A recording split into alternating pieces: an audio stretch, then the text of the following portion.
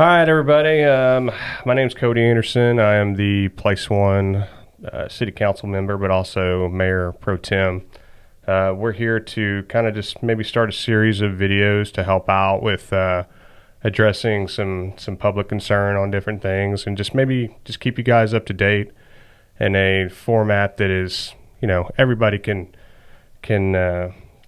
access an easy way.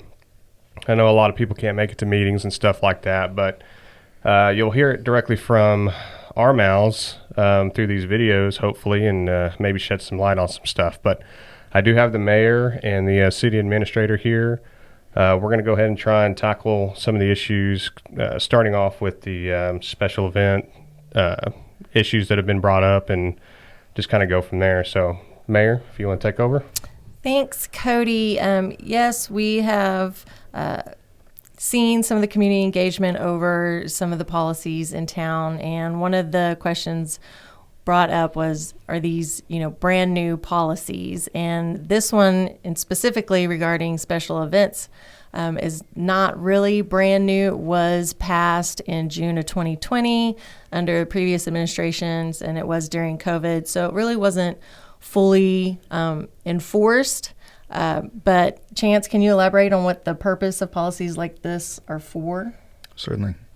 So when the community has a concern, they usually approach council to request some sort of policy. How is the city going to react to these situations? And prior to my arrival in June of 2024, the city had already approved a special events ordinance to manage public safety for large events. So, for example, if you have a large event like an event that's going to take up a city street, there are any number of bad things that might happen. You might have a car accident where, God forbid, somebody gets run over.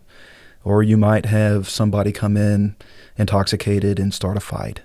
Or you may have somebody have a health event and fall and they hit their head on a vendor booth. Or they trip on a curb. I have had this happen in other cities. A lady stuck her leg into a storm drain and fell and broke her leg really badly. And so the question then becomes, what steps did the city take to protect the public at these events? And then who's liable for reparations for those damages? And so those are valid concerns, both for the people who come to our events and for the people who want to safely host the events, and for the city. And so back in June of 2020, it looks like somebody had this on their minds, and they brought an ordinance to the council, and the council adopted the ordinance. Now, the way this ordinance is currently written, it's neither particularly strict nor particularly loose. Everyone is able to Google the city's ordinances. If you just go onto Google and Google the City of Paradise ordinances, it'll pull it right up. And this particular ordinance is in Chapter 10 for all you at home who are frantically Googling right now. And the way the policy is written, not all ordinances require city approval. There are only certain situations where you would require a permit to have an event within city bounds. And the policy's primary focus, when you read it, is mostly on public safety. So there's traffic safety that requires you to coordinate with traffic management and emergency services so that we don't block any ambulances or anything like that. Food safety, because there are state regulations when it comes to preparation and food service. And then fire and emergency, to make sure that police and ambulances and fire trucks can get where they need to go. And then the policy's secondary focus is really mostly on liability management. So is the city going to be held to account for accidents or mishaps that may or may not be related to anything that the city does? Is the event holder prepared to answer for any event that might happen? And are we doing our due diligence to keep the people safe? And so that's really the focus of the ordinance that exists right now in its current form. I think a lot of the problem is people are getting hung up on permits.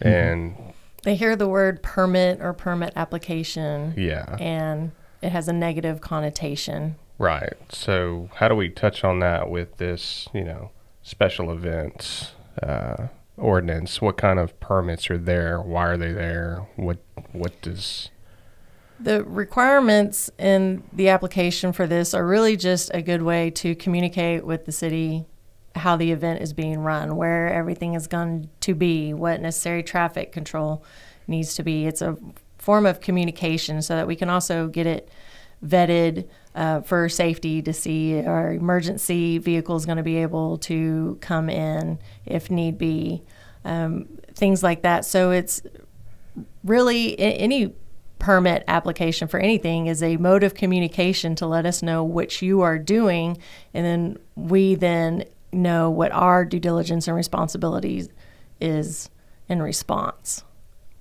Gotcha.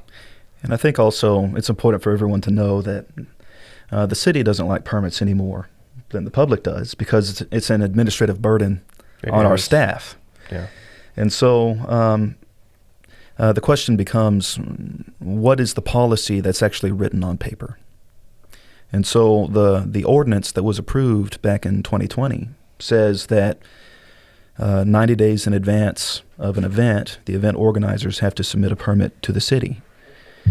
Well, that was approved during COVID, and nobody was having events, and life went on, and it was never fully implemented.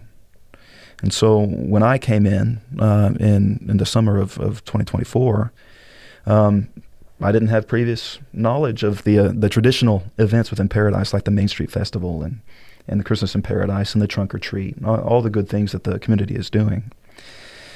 And it was necessary to go through the ordinances and see if there were any regulations, and unfortunately there were. So, ma'am, do you mind if I talk a little bit about the process? Please do. So, one thing that we did not want to do as the professional administration of the city is I was particularly concerned. I did not want to come in and stop events from happening. Absolutely. Because the traditions of a community are important, and the community sense the grassroots effort and the work that's done by the hardworking people on the ground needs to be respected.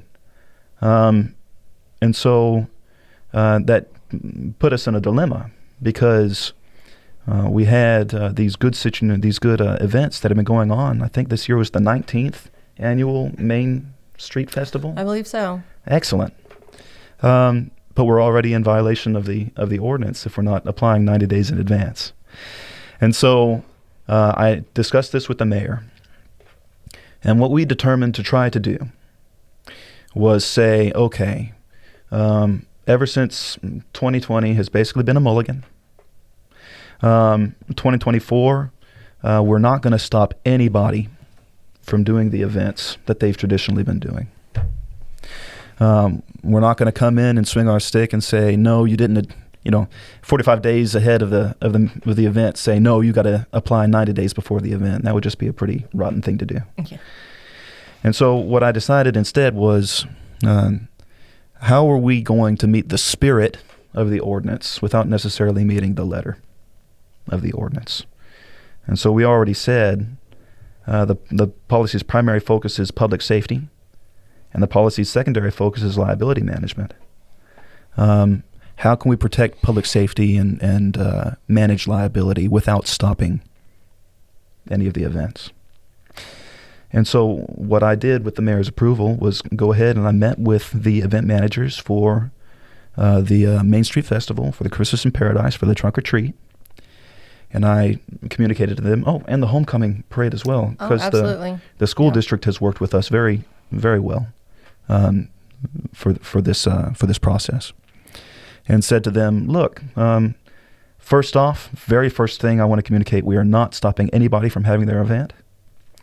The only thing we want you to do this year is manage public safety and liability as well as you can. Get as close as you can. And then next year, after we have a year to prepare, then we'll be a bit more close. We'll stick a bit closer to the written letter of the ordinance. And so the four things that I've asked all of our event organizers were, one, to keep the city as informed as possible about what's going on so that we're not surprised when roads are shut down. Two, to make your best effort that food is handled safely. The state does require certain permits. We have not been collecting the permits. We just want to communicate that in the future the permits are going to be a requirement for public safety. Three, to coordinate with community services so that the sheriff's office and ambulance services know that there's an event going on so that they are not surprised when some, God forbid, mass casualty event occurs. They also, if available, will send a unit to park nearby to be on hand if needed. They were able to do that at the Main Street Festival because they were informed that we had a festival, and they sent a mobile unit. Now, it was called away on a different emergency, but it was there. Yeah.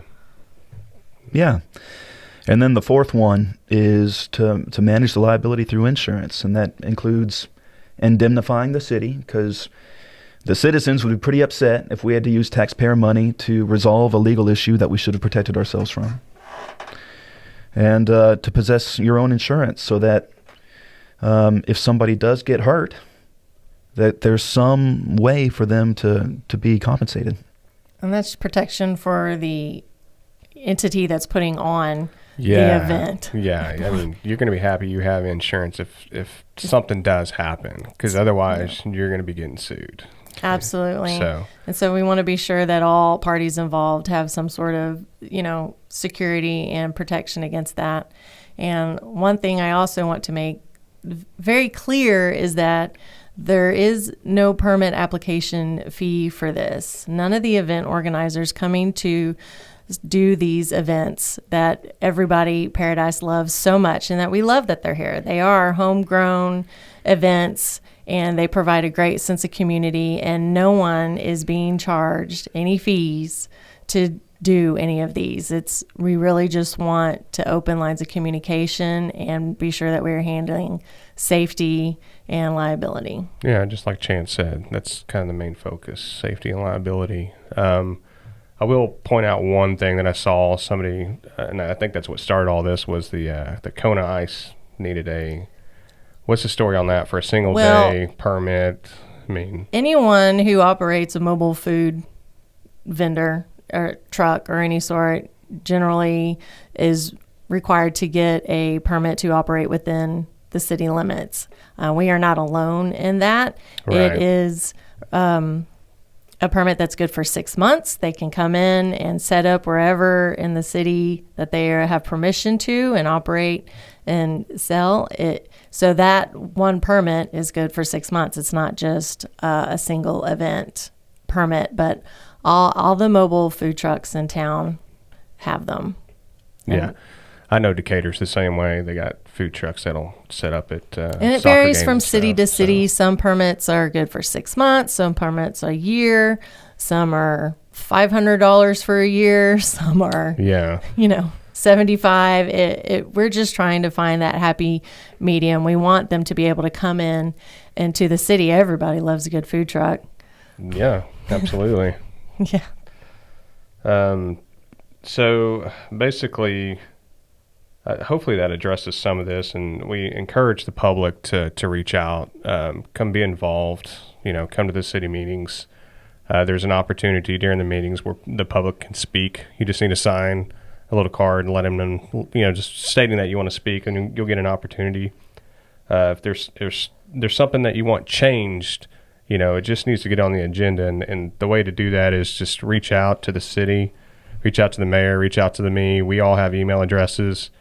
It just, if you're going to be vocal, do it in a positive way so that we can help. We're all here to help. We all have the same goal in mind. So, but one thing I wanted to touch on real quick is nobody knows Chance and his background and who he is. So I wanted to give him an opportunity to kind of why we chose him. So if you will, just, give us a little information about you and introduce yourself to the great, city of Paradise. Certainly. My name's Chance Williford. I've been with the city since June of this year. I am the city administrator. There is a profession that most people have never heard of. It's called city management. And so in a business, in a publicly traded business, you would have the board of directors, and then you'd have the CEO. And the CEO is the executive for the business. In the school district, you have the school board, and then you have the superintendent. And the superintendent is the executive for the school district. In a city, you have the city council, and then the city council, if they choose, will hire a city manager. And the city manager is the executive for the city.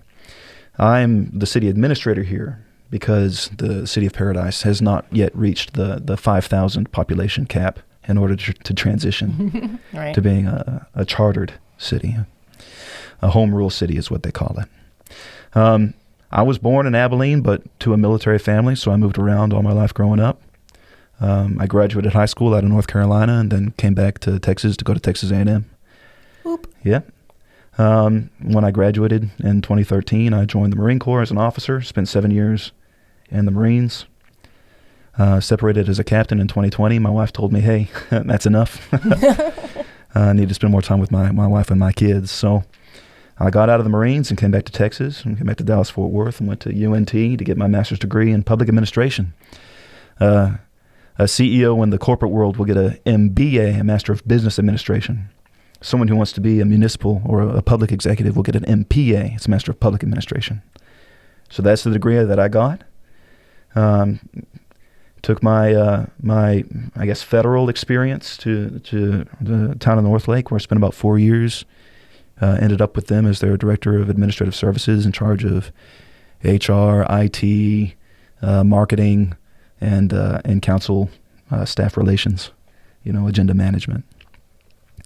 And then I saw that the opportunity came available here to come and serve as the first ever The first ever. professional manager at the City of Paradise. Everyone knows that we are growing. There's growth coming in Wise County all over the place, and it is showing up in Paradise. We see it at these festivals. The number of people who come and enjoy them and shop and listen to the music and participate just keeps growing every year. And for us to keep up with the growth, maybe get ahead, set us up where we can provide more city services and build a better Paradise, begins with having a strong administration in City Hall, someone who can be there every day, who has the education and wherewithal to know all the little minutia details and what you can and can't do according to state law, the best way to do things. And that is what we have in Chance, and I, for one, am super grateful that we have him.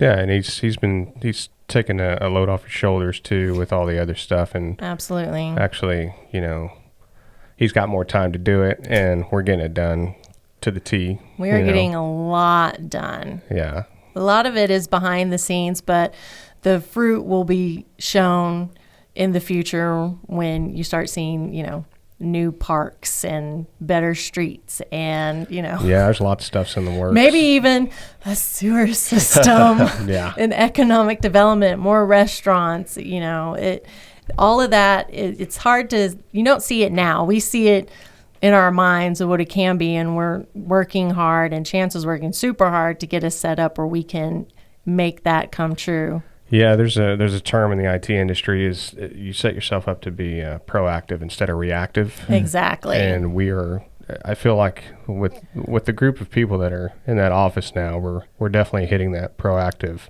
I think so too. For so long we were reactive. It just kind of was. Yeah, somebody calls, Growth hey, came. crap, there's a problem. Can you Right. fix it? Well, now we're trying to be proactive so that we can prevent problems, or at least have a plan in place if problems arise. But Yeah, and part of that also is we do want to encourage communication from the community. We do want to hear from you. Yeah. We invite everyone to come to our meetings and hear what's going on and ask their questions. And if we can answer them, then we will. If not, then maybe we can come back and do another one of these videos or... yeah, maybe we get a list of questions and start addressing some of these Right. questions on these videos. Absolutely. And I mean, We love that there are so many people who care so much about Paradise. Absolutely. Everything that we do, we know we have to manage the growth and do it smartly, but we also, it's very important to us that we do it to maintain our hometown feel. It is part of our mission statement. And so we want to keep that small town, hometown community feel, but also we have to be prepared to handle what's coming for us. And there's always some paperwork and some administrative stuff in the background to make all the fun stuff happen. Right. We're doing our best is the bottom line. That is the bottom line. All your elected officials are volunteers who cared, and they care. They do take everything that goes on in the city personally. Otherwise, you would not have signed up to run. And so your elected officials do care, and they have a heart for the community. And so if you have questions, ask us, and we may not be able to answer it right then, but I will tell you right now, I will go find someone who can answer it and get it for you. Absolutely. Well, I think that about wraps it up for today. As a starter I don't know video. that I have anything else. Chance, do you have anything else? I would just like to invite everyone to reach out to City Hall if they have anything that they want answers on. We are all here for you, and so if you want to come in person, we'll do our best to answer you in person. If you want to come to the council meetings, we're there to accommodate you. And if you have questions and you want the straight word, straight from the horse's mouth, we're not hiding from you. We're here to talk. Yeah, aren't you there on Wednesdays most of the time, Mayor? I'm there one day a week. It alternates between Wednesdays and Thursdays. But if you call up there, they know my schedule. They can tell you when I will be there. Chance, you're there every day. I'm there every day. Yeah. Monday through Thursday in City Hall, 8 to 5. Yeah, those are the hours. And they can find all of our email addresses on the website. All of our contact information's on the website, phone numbers, Yeah, the calendar I'm Place of events. One. So if anybody wants to email me, I've had some people reach out, but I'm involved as much as I can. So I don't mind getting on Facebook, duking it out a little bit. But when it comes down to it, we're all trying to do the same thing. Just keep Paradise great and, make it better. So I guess that's it. And we all done? I think so. Thank you, Cody. All right. Thanks, everybody. We'll see you on the next one. Thank you.